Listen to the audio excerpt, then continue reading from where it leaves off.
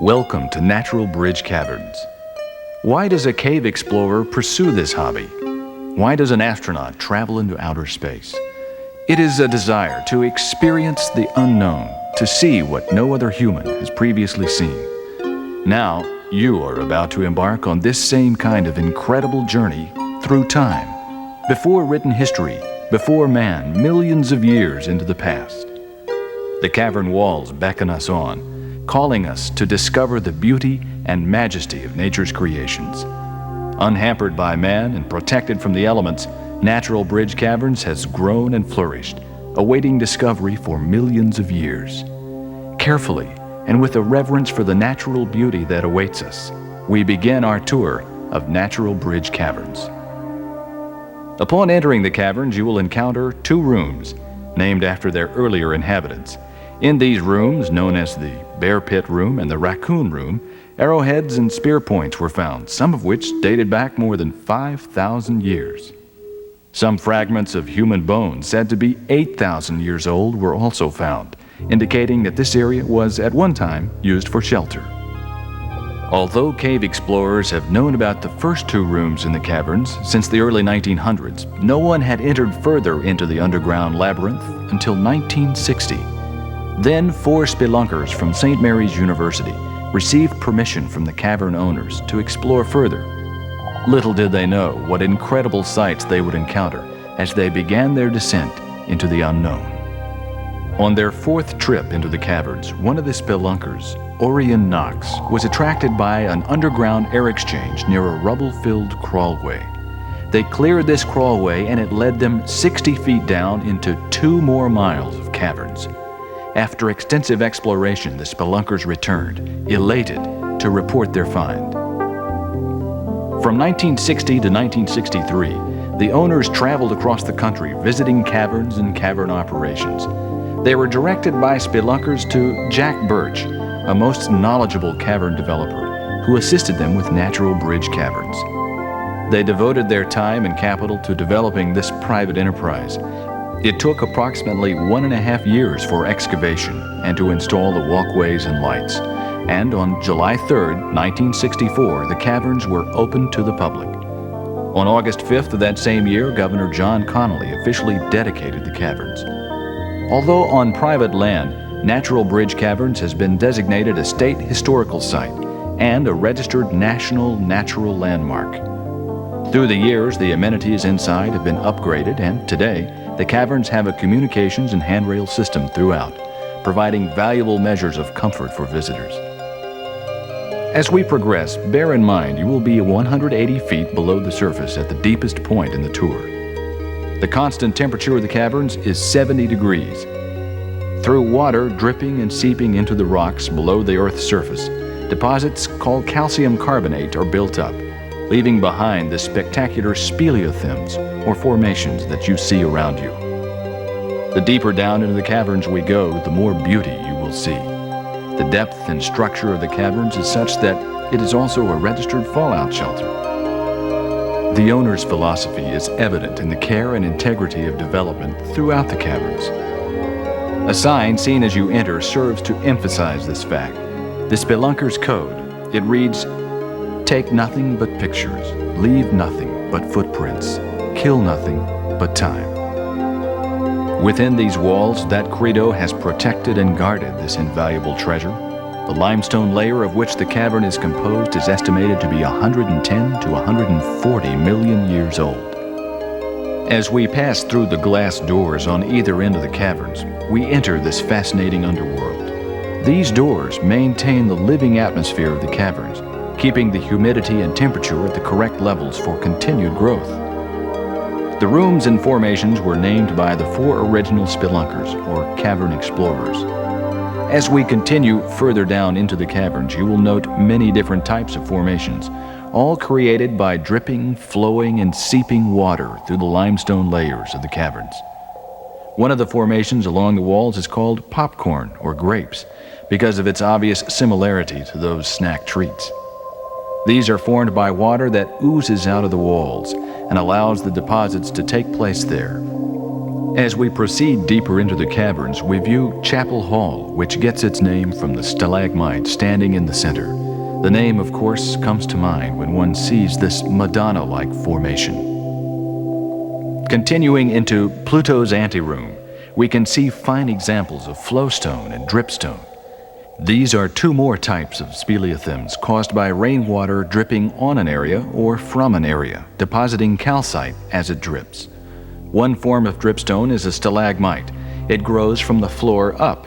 The opposite, a stalactite, clings from the ceiling. Sometimes they join together and form a column.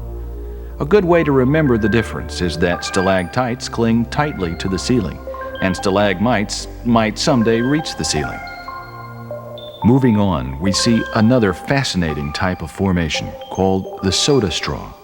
This is a dripstone, hollow inside, that is formed when water travels down the middle of these formations and minerals are deposited on the outside edge. Sometimes they can get clogged, then they fill up and form stalactites. Along the walls, you will also note a graceful formation that resembles draped fabric. These are formed by water flowing down the sides of the cavern and are, appropriately enough, called cave draperies or ribbons. One question you might ask as you continue through the caverns is the length of time it takes for the formations to deposit. There are many factors that affect this process. Some estimates are that it takes 100 to 120 years for a cubic inch of growth. However, rainfall and its seepage rate certainly affect this growth. The formations made from calcite crystal are white, but the various impurities in the chemicals and minerals create shades of color. As you can see, many delightful variations can be found in natural bridge caverns. There are, from time to time, small creatures found down here, cave crickets, frogs, and others. There used to be multitudes of bats living in the caves. We'll show you evidence of this later on in the tour. You'll notice as we travel down the switchback trail that the pathways wind back and forth across the rooms and halls. This allows for a more gradual descent. If you will observe the ceiling here, you can see a great many soda straws and cave ribbons. You can also see some really beautiful flowstones. The next room we will view is called Sherwood Forest.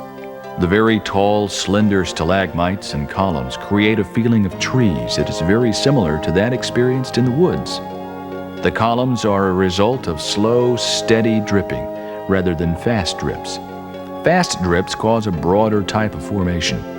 On the left in Sherwood Forest, you'll notice an unusually long, slender column. It is 12 feet tall and is unique in that it is so long and slender, only 1.5 inches in diameter. A contrasting column here is the totem pole, which stands 35 feet tall and 6 to 7 inches in diameter. Also, notice the huge formation in the center. It is 20 feet in diameter. There are several pools in this area which have no connection with the water table. The water table is actually much lower than where we are standing. At this point in the caverns, we are down 180 feet below the surface, or the equivalent of 18 stories. Although we will not be touring any lower, there are two deeper points. One is called Purgatory Creek, 211 feet beneath the surface, and another called Grendel's Canyon, which is 207 feet. Here in Sherwood Forest, you can readily observe the contrast of colors. Although the calcite deposits are, by nature, white, the continuous flow of water creates a shiny surface. When the water stops flowing, the formations tend to dry and get dull-looking. How these caverns were created in the first place is an interesting story. Millions of years ago, during the Cretaceous period, the seabed was uplifted. Then the elements, wind and especially rain, eroded the land into mountains and rivers. Slightly acid rainwater penetrated the Earth's surface, seeping through cracks and crevices to form cavities in the water-saturated limestone beds below the water table. The cavities channeled into one continuous passage to form a water-filled cavern. Millions more years passed and the river eroded to a new level, deeper and deeper into the limestone. The surface began to show sinkholes where rainwater drained directly into the limestone below as the underground river moved sideways between the layers of rock, dissolving and enlarging the soon-to-be cavern. Thousands of years later, the eroding river dropped to a new, lower level. The water drained from the underground river, leaving the cave high and dry. Dripping rainwater entered the dry rooms and passages and started depositing calcium carbonate. This is dissolved from the limestone when surface water, containing carbonic acid absorbed from the air and soil, percolates down through the rocks and into the caverns. When this acid water, carrying a calcium bicarbonate solution, encounters air in the caverns, the carbon dioxide is released. The water then deposits calcite, layer upon layer, and will eventually shape the speleothems. As we continue our tour, we cross over Purgatory Creek. Notice the bridge you're walking on. It was constructed in one continuous slab of concrete, 152 feet long, truly an engineering feat. The next room we will enter is the Castle of the White Giants. It has the largest formations on the tour. First, on the left is a stalagmite called the Bombburst. Here we also see the Travertine Dam and rimstone pools. These are flowstone formations. The water flows across the top edges of these dams, allowing the growth process or deposition to take place. Thus, the dam grows in height, and as water stands in the rimstone pools, deposits gather at the walls and create rough, textured bottoms, referred to as cave coral. Stalactites grow more slowly than stalagmites, and since the water drips at a quick rate in this room, there are larger stalagmites than stalactites. As we continue the tour, notice the unusual formations on the ceiling. They're called cave chandeliers or ribbons. It's easy to see why this column is called the Watchtower. It's over 50 feet tall and 8 feet in diameter. The formation to the right is the Mount of the Landlord. This is the cavern's most massive stalagmite. The king's throne can be seen here as well. Notice the upper canopy and footrest. This formation, also a stalagmite, lacks only inches to join the stalactite above. A good example of possible color variation can be seen on the ceilings in ribbon pieces. The darker areas are caused by more iron oxide deposited. You can see this very clearly in the formations called cave bacon. That, of course, goes well with the fried eggs you'll see later on in this tour. As we continue, the next area we will pause at is Emerald Lake. The main water supply for Emerald Lake comes from the ceiling. Notice some of the fossils embedded in the rock, possibly left from the time when the ocean was originally in place here. Another interesting occurrence is that the water tends to wash holes in the clay between the rocks in certain areas. This causes the rock layers to vary in density. As we proceed through the lake passage, we come to the Hall of the Mountain King. This room is 350 feet long, 100 feet wide, and measures 100 feet from the floor to the ceiling in some areas. It does not have the massive formations that the Castle of the White Giants has, but it spreads over a larger area with more varied speleothems. The unusual shapes found here make this chamber unique. One of them is fried eggs. The color variation of these stalagmites is due to physical, not chemical factors. The center portion is denser, the white outer rim more porous. Another formation, which looks like a glazed donut, is created by the rapid dropping of water in the same place. The ceiling here exhibits both cave ribbons and soda straws. Another type of formation, not mentioned earlier, is called an offset. This is caused by 2 drops of water hitting the same area and creating some unique variations. Earlier, we mentioned the fact that many bats lived here.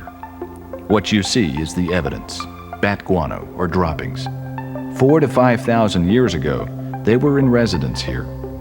Incidentally, believe it or not, bat guano is very valuable as an agricultural fertilizer. Notice on the domed ceiling the soda straws and the darkened areas where the bats hung. The darkened spots are caused by the bats' body oils, and that is one of the reasons no one is permitted to touch anything in the caverns.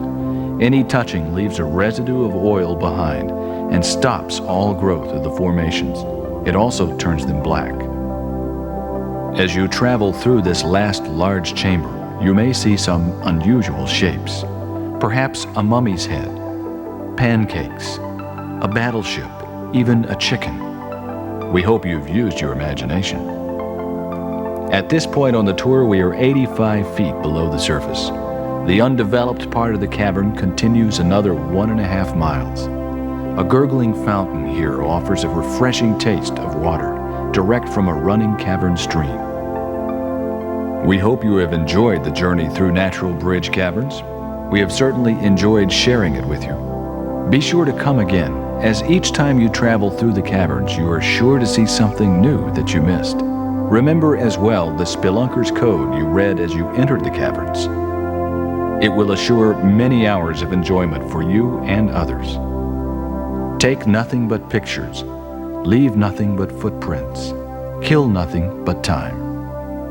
We'd like to add that when you leave Natural Bridge Caverns, you take home with you memories to treasure for a lifetime.